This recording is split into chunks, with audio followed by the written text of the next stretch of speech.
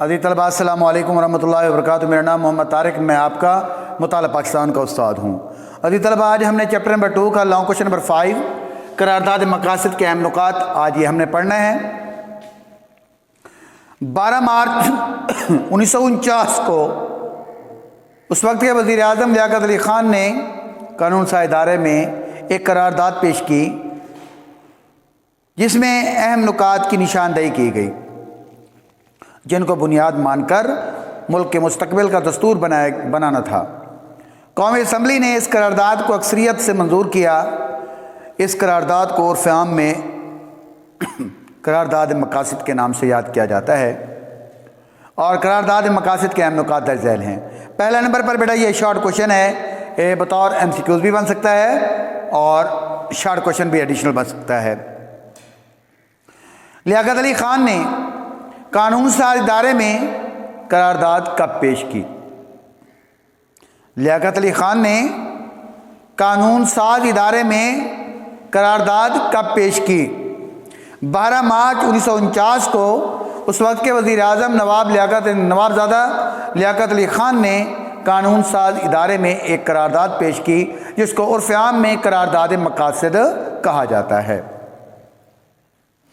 اور اس کے اہم نکات درج ذیل ہیں۔ اس کا پہلا پوائنٹ اللہ تعالیٰ کی حاکمیت۔ بیٹا یہ ایکسرسائز کا شارٹ کوشچن ہے، کوشچن نمبر بیٹا یہ شارٹ کوشچن ہے ایکسرسائز کا، اور شارٹ کوشچن نمبر 6 ہے۔ شارٹ کوشچن نمبر 6، اللہ تعالیٰ کی حاکمیت، یعنی قرارداد کے مقاصد کے حوالے سے حاکمیت اعلیٰ کس کے پاس ہے؟ یہ شارٹ کوشچن بنا ہوا ہے ایکسرسائز کا، اور یہ ایکسرسائز کا شارٹ کوشچن نمبر 6 ہے۔ قرارداد مقاصد میں اس بات کی وضاحت کر دی گئی کہ ساری کائنات کا مالک اللہ تعالیٰ ہے۔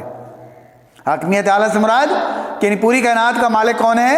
اللہ تعالیٰ ہے، اور سارا اقتدار اسی کو حاصل ہے، اور اقتدار مسلمانوں کے پاس اللہ تعالیٰ کی امانت ہے، اور اس اقتدار کو اللہ تعالیٰ کی مقرر کردہ حدود کے اندر رہ کر عوام کے منتخب نمائندے استعمال کریں گے۔ نمبر 2، اسلامی اقدار کی پابندی۔ قرارداد مقاصد کا دوسرا پوائنٹ، اور بیٹے یہ لانگ کوشچن بہت اہم ہے امتحانی نقطہ نگاہ سے اور بورڈ کے حوالے سے۔ بیٹا آپ لوگوں نے اس کو ورڈ ٹو ورڈ پڑھنا ہے، یاد کرنا ہے اچھے طریقے سے، اور یہ ایگزام کے حوالے سے بہت زیادہ اہم ہے، اور جو ہیڈنگ دی گئی ہیں وہی ہیڈنگ آپ نے بنانی ہے مارکر کے ساتھ، اور آگے آپ نے پین کے ساتھ اس کو لکھنا ہے۔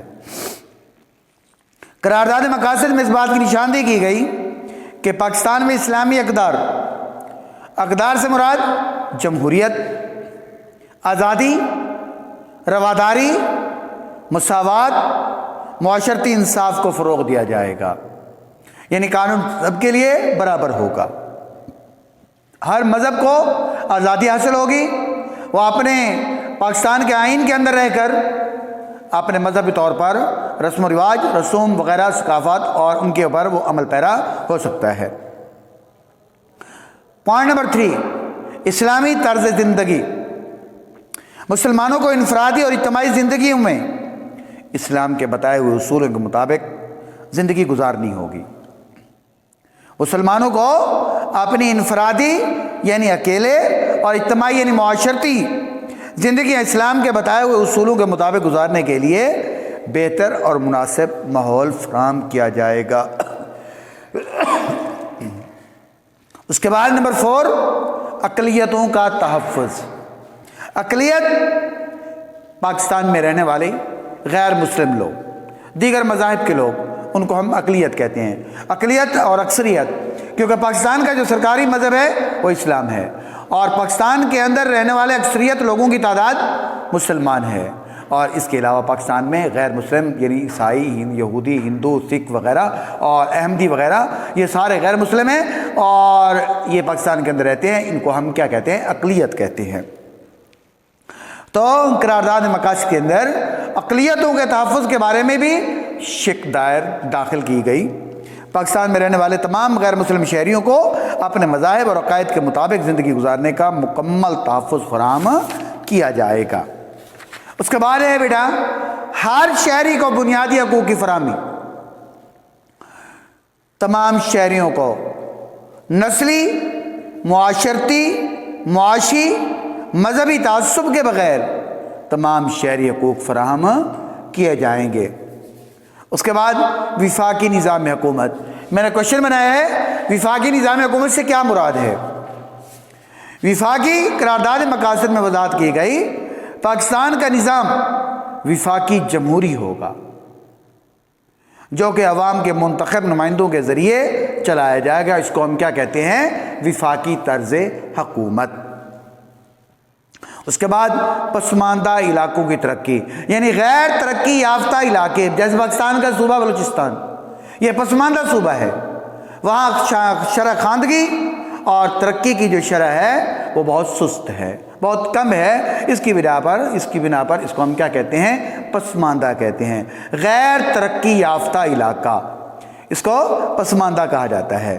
قرارداد مقاصد میں اس بات کا اعادہ کیا گیا، یعنی یہ بات دہرائی گئی کہ پسماندہ علاقوں کی ترقی، پسماندہ مین غیر ترقی یافتہ علاقوں کی ترقی کے لیے ضروری اقدامات کیے جائیں گے، انہیں ترقی یافتہ علاقوں کے برابر لایا جائے گا۔ اور اس کے بعد پھر عدلیہ کی آزادی۔ عدلیہ، یہ میں نے کوشچن بنایا ہے، عدلیہ کی آزادی سے کیا مراد ہے؟ بیٹا عدلیہ یہ پاکستان کا ایک ادارہ ہے، پاکستان کا ایک ادارہ ہے، وفاقی ادارہ ہے، اور اس وفاقی ادارے کو آزاد، آپ دیکھیں حضرت عمر فاروق رضی اللہ تعالیٰ عنہ نے یہ انتظامی معاملات کے لیے مختلف ادارے قائم کیے، جیسے فوج، پولیس، عدلیہ وغیرہ۔ یہ سب سے پہلے اسلام کے اندر حضرت عمر فاروق رضی اللہ تعالیٰ عنہ نے ان اداروں کو تشکیل دیا۔ اچھا، پھر دوسری بات، عدلیہ بیسک تو حکومت کے ماتحت ہوتا ہے، انڈر ہوتا ہے، گورنمنٹ کے انڈر ہوتا ہے، لیکن اپنے فیصلوں کے اندر وہ آزاد ہے، یعنی جو وہ فیصلہ کر لے تو حکومت پابند ہے اس بات کی کہ ان فیصلوں پر عمل درآمد کرائے، اور خود بھی عمل درآمد کرے اور عمل کرے اور دوسروں کو اس پر عمل درآمد کرائے۔ اس کو ہم کہتے ہیں عدلیہ کی آزادی، یعنی بغیر کسی حکومتی وزیر اعظم، صدر وغیرہ ان کے دباؤ میں آتے ہوئے کوئی غیر منصفانہ فیصلے کرے، نہیں، بلکہ حکومت کے انڈر رہتے ہوئے یا اپنے فیصلوں کے اندر کیا ہے، ملک آئین، یعنی آئین و قانون کے مطابق فیصلے کرنے کا یہ خود مختار ادارہ ہے۔ اس کو ہم کہتے ہیں عدلیہ کی آزادی۔ قرارداد مقاصد میں اس بات کا اعادہ کیا گیا کہ عدلیہ اپنے فرائض کی ادائیگی میں بالکل آزاد ہوگی، یعنی جو فیصلہ کرے گی وہ اس فیصلے کے اندر آزاد ہوگی، بغیر کسی دباؤ کے کام کرے گی۔ اور پھر اس کے بعد اس کا پوائنٹ نمبر 9، اردو قومی زبان۔ اس بات کی قرارداد مقاصد کے اندر یہ پوائنٹ شامل تھا کہ پاکستان کی جو قومی زبان ہوگی وہ کیا ہوگی؟ اردو ہوگی۔ اور پھر لاسٹ اس بات کے اندر آپ دیکھیں قرارداد کی اہمیت، قرارداد مقاصد کی اہمیت بیان کریں۔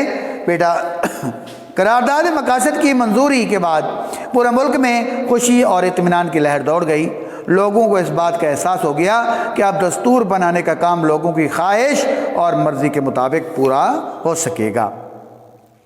اب اس کے اہمیت کے 3 پوائنٹ ہیں۔ پوائنٹ نمبر 1، قرارداد مقاصد کی اہمیت کا اندازہ اس بات سے لگایا جا سکتا ہے کہ اس قرارداد کی منظوری کے بعد ملک میں دستور بنانے کا کام کا آغاز کر دیا گیا۔ اس مقصد کے لیے کمیٹی بنائی گئی جسے بنیادی اصولوں کی کمیٹی کا نام دیا گیا۔ پوائنٹ نمبر 2، قرارداد مقاصد نے دستور بنانے کے لیے بنیادی اصولوں کی نشاندہی کر دی۔ پوائنٹ نمبر 3، قرارداد مقاصد پاکستان میں بننے والے تمام دساتیر، دستور کی جمع میں بطور ابتدائیہ شامل کیا گیا، بطور افتتاحیہ شامل کیا گیا۔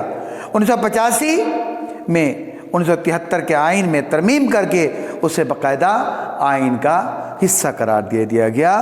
دیکھیں لاسٹ پوائنٹ جو ہے بیٹا یہ بہت اہم ہے کہ قرارداد مقاصد پاکستان میں بننے والے تمام دساتیر، 56 کا آئین، 62 کا آئین، 73 کا آئین، یہ 3 آئین پاکستان کے اندر بنے ہیں، تو تینوں دساتیر کے اندر بطور افتتاحیہ، بطور ابتدائیہ کی شامل کیا گیا، اور 1985 کے اندر 1973 کے آئین میں ترمیم کر کے باقاعدہ قرارداد مقاصد کو آئین کا حصہ بنا دیا گیا۔ تو عزیز طلبہ، یہ میں نے آپ کو 4 شارٹ کوشچن لکھ دیے ہیں، اور یہ لانگ کوشچن ہے بیٹا۔ قرارداد مقاصد کے اہم نکات آپ نے یاد کرنا ہے، اور یہ 4 شارٹ کوشچن بطور ہوم ورک کے آپ لوگوں نے لکھنے ہیں۔ اگر پھر بھی کوئی بات سمجھ نہ آئی ہو تو آپ مجھے کال کر سکتے ہیں، واٹس ایپ کر سکتے ہیں، میسج کر سکتے ہیں، تاکہ میں آپ کی بہتر رہنمائی کر سکوں۔ السلام علیکم ورحمۃ اللہ وبرکاتہ۔